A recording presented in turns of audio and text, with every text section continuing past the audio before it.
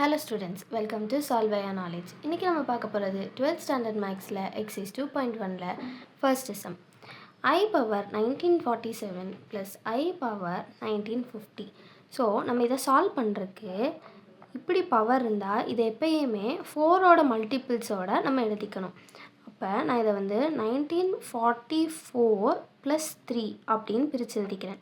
ஏன்னா 1944 அப்படிங்கிறது ஒரு 4ஓட மல்டிபிள். அப்படி எழுதும் போது தான் நம்மளால் கேன்சல் பண்ண முடியும்.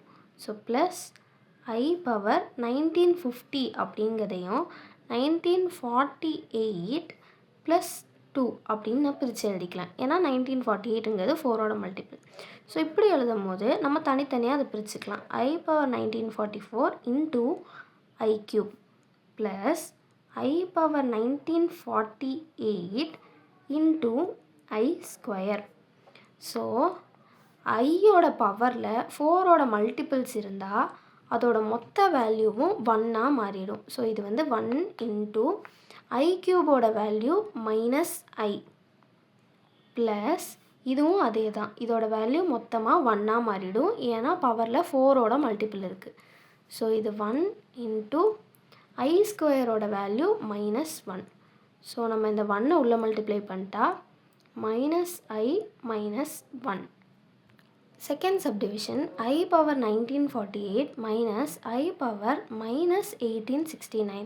ஸோ இதை என்ன பண்ணலான்னா இதையும் அதே மாதிரி தான், இதுவே 4ஓட மல்டிபிள் டைரெக்டாக கொடுத்துருக்கனால இது மொத்தமோட வேல்யூவும் 1 தான், மைனஸ் ஐயோட பவரில் மைனஸ் இருக்கனால நம்ம இதை ரெசிப்ரோக்கல் பண்ணி எழுதிக்க போகிறோம். ஸோ இது 1/I power 1869. That is equal to 1 minus 1/I power 1868 plus 1. ஏன்னா இதுதான் 4ஓட மல்டிபிள். ஸோ நம்ம பிரித்து எழுதுகிறோம். I பவர் 1868 into I, அதாவது 1 minus 1 இதோட வேல்யூ மொத்தமாக 1, அப்போ I மட்டும்தான் இருக்கும். ஸோ நம்ம இந்த ஐயை நியூமரேட்டரில் கொண்டு வரக்காண்டி நான் multiply and divide by I பண்ணுறேன். ஸோ அப்போ என்ன ஆகும், 1 minus 1 into I ஆகும், I into I -1 ஆகும். ஸோ என்ன ஆகும், அப்போ 1 minus into minus plus I அப்படின்னு மாறும்.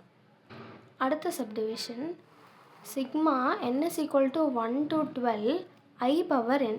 அதாவது அவங்க என்ன கேட்குறாங்கன்னா I power 1 plus I power 2 plus I power 3 இப்படியே போய் I power 11 plus I power 12 என்ன அப்படின்னு கேட்குறாங்க.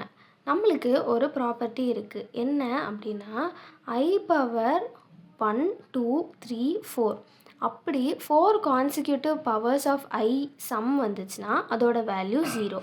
அப்போ 1 to 4 ஒரு 0, 5 to 8 ஒரு 0, தென் 9 to 12 ஒரு 0. ஆக மொத்தத்தில் இதோட மொத்த வேல்யூமே 0 தான்.